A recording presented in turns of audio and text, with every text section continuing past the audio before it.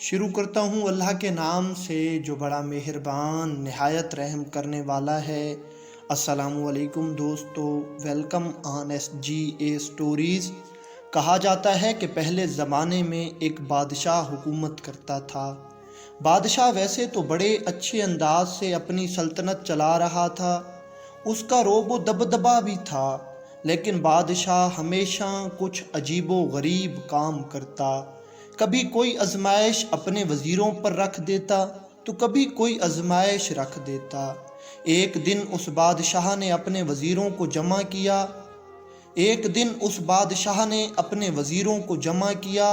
اور ان سے کہنے لگا، آپ میں سے سب سے بڑا بیوقوف کون ہے؟ آپ میں سے بڑا پاگل کون ہے؟ وزیروں کی سمجھ میں سوال نہیں آیا اور سب وزیر سر جھکا کے بیٹھے رہے۔ بادشاہ نے پھر پوچھا، آپ میں سے سب سے بڑا پاگل کون ہے؟ پھر کوئی جواب نہیں آیا۔ بادشاہ کو جب معلوم ہو گیا کہ یہ کوئی جواب دینے والے نہیں، تو بادشاہ نے اعلان کر دیا کہ پوری سلطنت میں جتنے بھی پاگل ہیں انہیں اکٹھا کیا جائے۔ ان میں سے جو سب سے بڑا پاگل ہوگا ہم اسے انعام دیں گے۔ مقررہ دن پر تقریب کا انعقاد ہوا۔ پوری سلطنت میں سے کئی لوگ آئے ہوئے تھے جو خود کو پاگل ظاہر کر رہے تھے تاکہ وہ بادشاہ سے انعام لے سکیں۔ بادشاہ نے اپنے طریقے سے سب پاگلوں کو دیکھا اور پاگلوں کا معائنہ کیا، اور ان پاگلوں سے جو اس کے جی میں آتا گیا وہ پوچھتا گیا۔ تقریب ختم ہوئی اور آخر میں بادشاہ نے ایک بندے کو منتخب کیا کہ یہ میری سلطنت میں سب سے بڑا پاگل ہے اور میں اسے انعام دوں گا۔ بادشاہ نے ایک موتیوں کا ہار اٹھایا اور اس پاگل کے گلے میں ڈال دیا، اور ساتھ میں یہ بھی اعلان کر دیا کہ جب بھی ہمارے محل میں آنا ہو یا ہم سے ملنا چاہے اسے کوئی نہیں روکے گا۔ بلا جھجک اسے آنے کی اجازت دے دی گئی۔ وہ پاگل اپنے ساتھ وہ ہار لے کر چلا گیا۔ دن گزرتے گئے۔ کچھ دنوں کے بعد وہ بادشاہ بیمار ہو گیا اور بستر مرگ پر جا پڑا۔ اتفاق سے کہیں سے وہ پاگل بھی آ نکلا۔ وہ سیدھا بادشاہ کے پاس گیا کیونکہ بادشاہ نے اس کو اجازت دے رکھی تھی۔ جب اس پاگل نے بادشاہ کو دیکھا تو بادشاہ بستر مرگ پر پڑا اپنی آخری سانسیں گن رہا تھا۔ اس پاگل نے بادشاہ سے پوچھا، بادشاہ سلامت، کیا ہوا ہے؟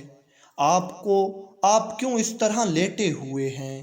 تو بادشاہ نے اس پاگل سے کہا، میں ایک لمبے سفر پر جانے والا ہوں، ایک ایسا سفر جہاں مجھ کو ہمیشہ رہنا ہے اور ہمیشہ کے لیے وہاں سے واپس نہیں آنا۔ وہ پاگل بادشاہ سے پوچھنے لگا، بادشاہ سلامت، کیا آپ ہمیشہ کے لیے وہیں رہیں گے؟ آپ کبھی واپس نہیں آئیں گے؟ تو بادشاہ نے ہاں میں جواب دیا اور کہا کہ وہاں سے کوئی بھی آج تک واپس نہیں آ سکا۔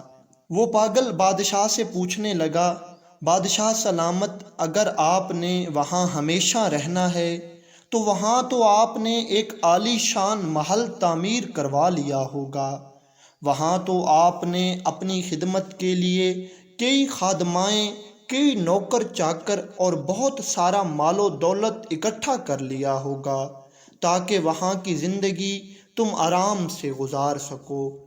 بادشاہ نے اس پاگل کا یہ سوال سنا تو بادشاہ کی آنکھوں میں آنسو آ گئے اور رو کر کہنے لگا، نہیں، میں نے وہاں ایک جھونپڑی بھی نہیں بنائی، میں نے وہاں کوئی خادم نہیں رکھے، بس میں اکیلا وہیں رہوں گا، کوئی میرے ساتھ نہیں ہوگا۔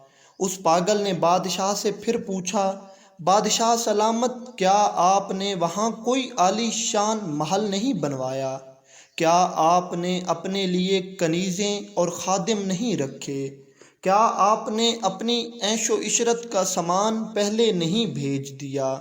بادشاہ نے آہ بھرتے ہوئے کہا، ہاں ایسا ہی ہے، میں نے وہاں ہمیشہ رہنا ہے اور میں نے وہاں ایک ٹوٹی ہوئی جھونپڑی بھی نہیں بنائی۔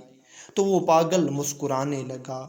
اس نے اپنے گلے سے وہ ہار نکالا اور بادشاہ کو پہنا دیا، اور مسکراتے ہوئے بادشاہ سے کہنے لگا، بادشاہ سلامت، پھر اس ہار کے سب سے زیادہ حقدار آپ ہیں۔ اور یہ کہتا ہوا وہ پاگل فقیر وہاں سے بھاگ گیا۔ دوستو، اس دنیا میں رہ کر ہمیں دنیا بھی کمانی چاہیے، لیکن اپنی آخرت کا بھی سوچنا چاہیے۔ یہ دنیا کی زندگی عارضی زندگی ہے، اصل میں اور حقیقت کی زندگی وہی آخرت کی زندگی ہے۔ اللہ تعالیٰ سے دعا ہے کہ اللہ تعالیٰ ہم سب کی آخرت کی زندگی آسان فرمائے۔